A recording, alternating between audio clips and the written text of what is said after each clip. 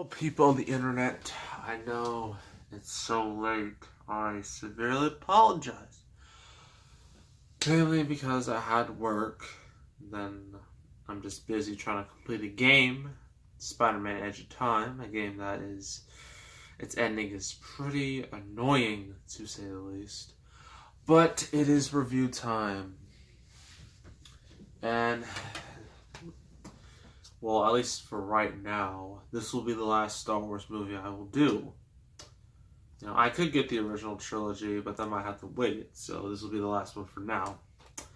The final prequel.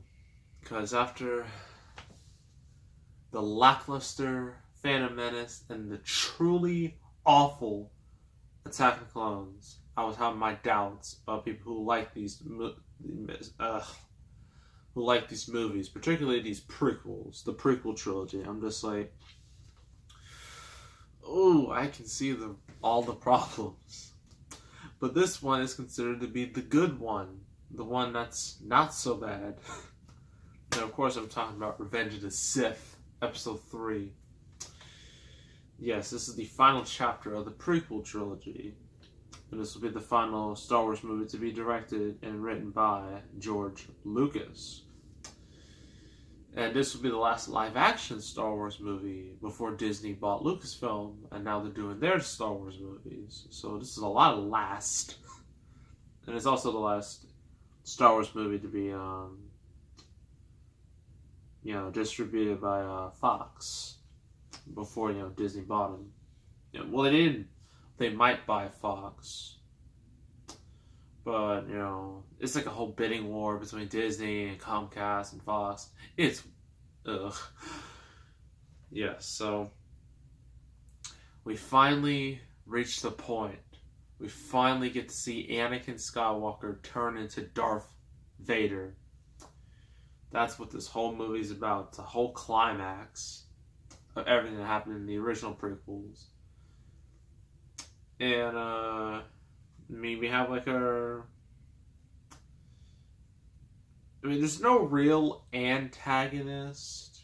The hero ultimately becomes the antagonist, but there are some secondary antagonists, like, you got General Grievous, the droid, who sounds very old for some reason.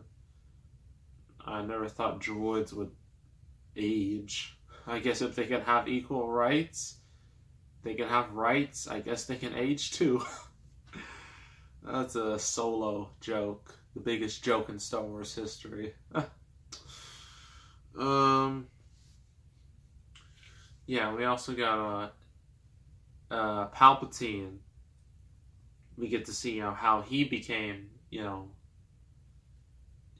the Emperor we all know today from the original trilogy.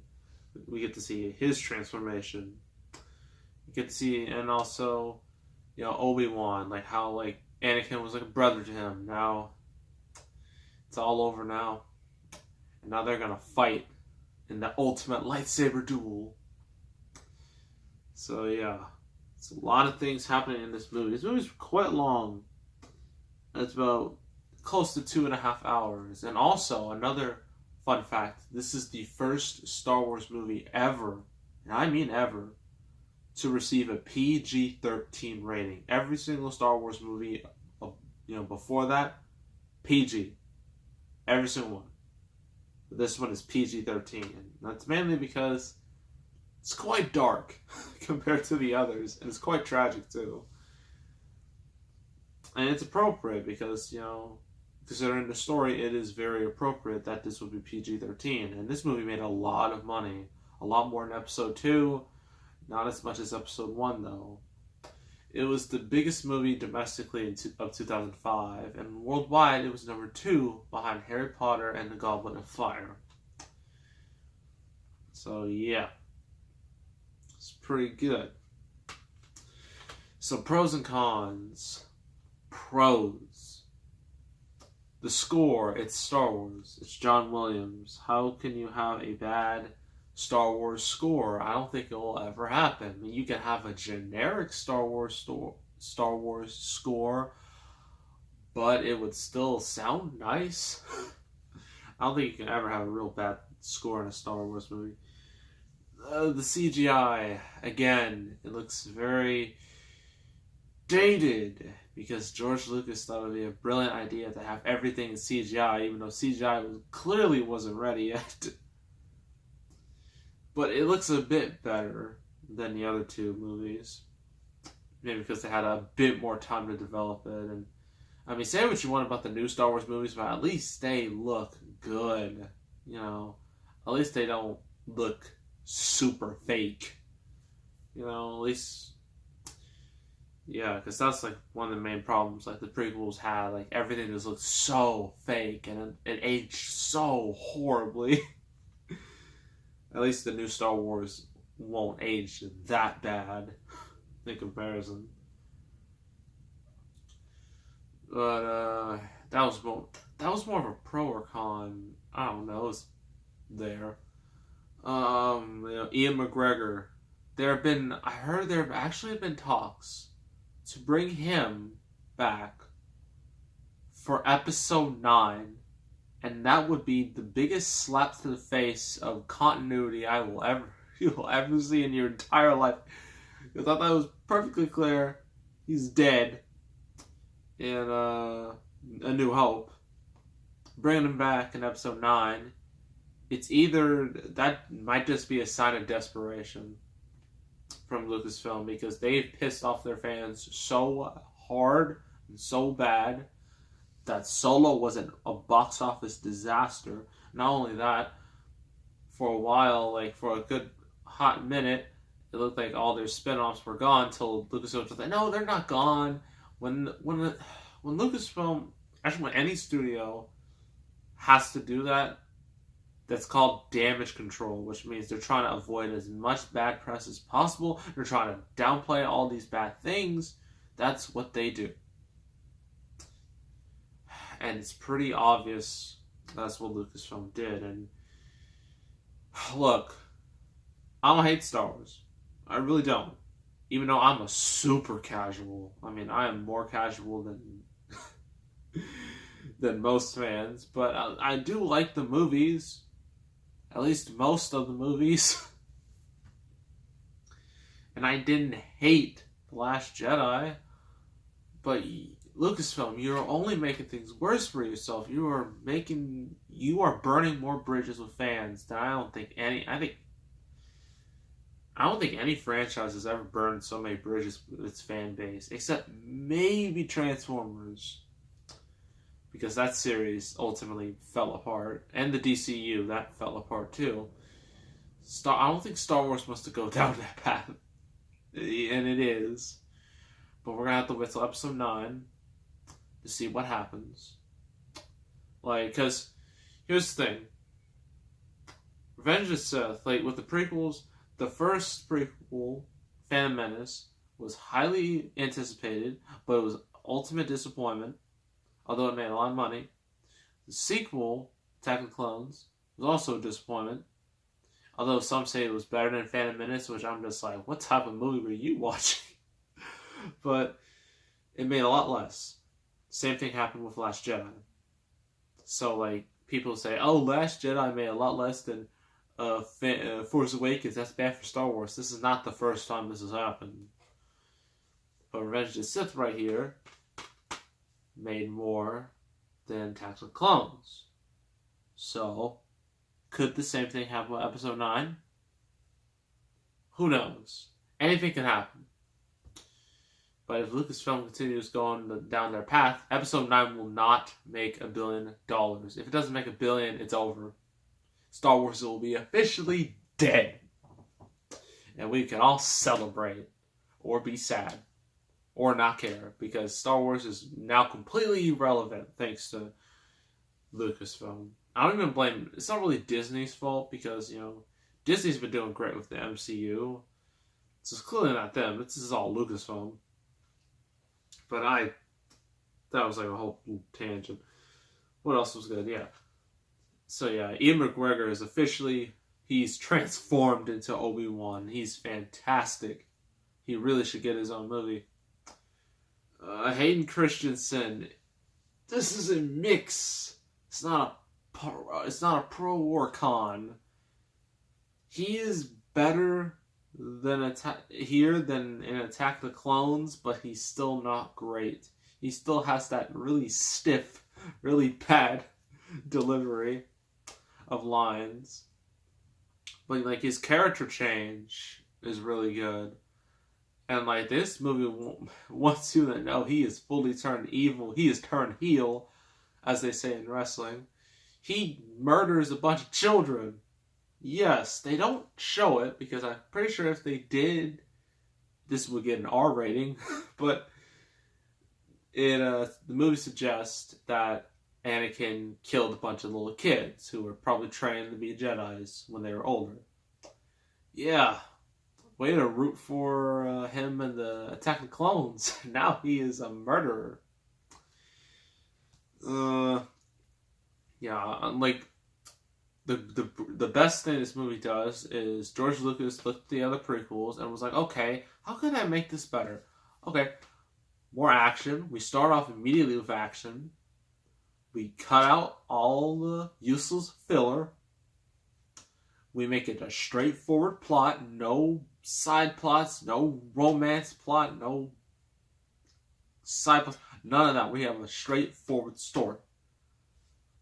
And we have some awesome lightsaber duels. And then we're going to have a good prequel. And that's exactly what he did.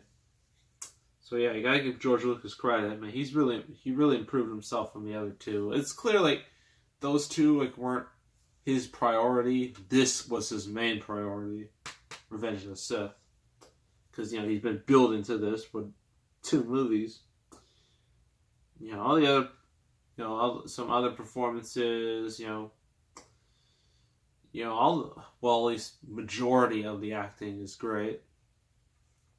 And just like the tone, the themes, and just the epic lightsaber duel between Obi-Wan and Anakin is one of my top 10 fight scenes, top 10 action scenes, top 10 anime fight scenes. It is great. It is a sight to see. And just at the end, when Anakin finally becomes Darth Vader, when he puts that outfit on, you're just like, yes, finally. But then it would ultimately lead to, I'm about to get to it in a second, but cons. I already talked about Anakin as Darth Vader. As Anakin, Hayden Christensen as Anakin Skywalker wasn't great. Natalie Portman. Look, Natalie Portman, you're great. I loved you in Black Swan, but this movie, although it's much better than the other 2 prequels, it still has the occasional dumb dialogue or bad delivery. And of course, and poor Natalie Portman is the victim of this bad dialogue. She says such glorious things, such as, Anakin, stop! I love you! And then, after that, she's like, Anakin, you're breaking my heart! Oh my gosh. Look, Natalie Portman, this is clearly not your fault. This is George Lucas's fault, but my goodness.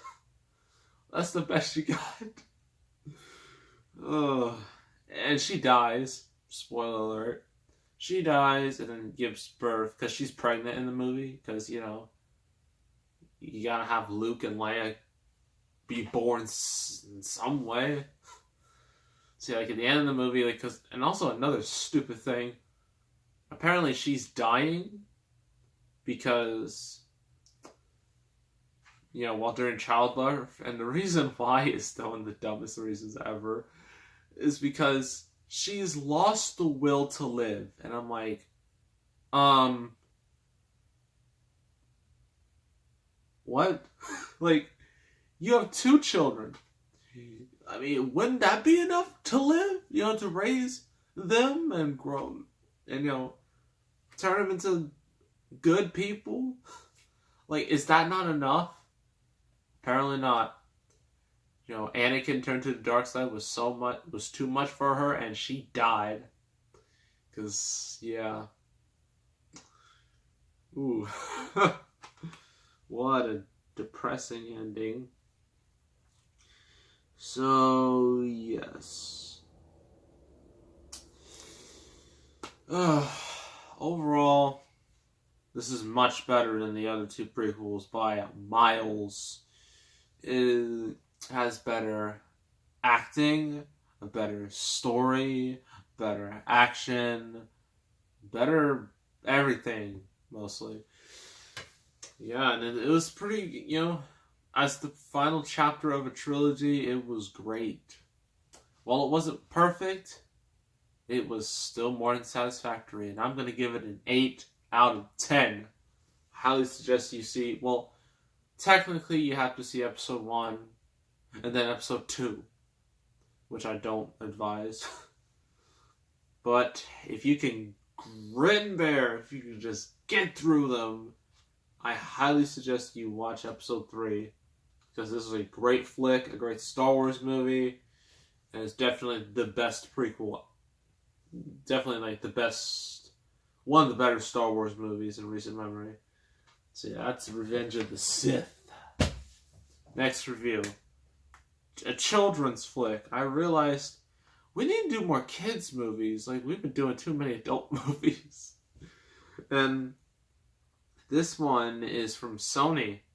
It's not open season. I know all you open season fanboys are all sad and depressed after hearing that. But it's going to be one of Sony's most successful, one of the more well-known series. And no, it's not Hotel Transylvania. It's definitely not the Smurfs. I will never review that ever on the history of the show. Never. Unless one of you decides to play a sick joke and send me a copy. I'm never going to review those. But we're going to do something that's actually good. We're doing Cloudy with a Chance of Meatballs, directed by Phil and Chris Miller. Ooh, man.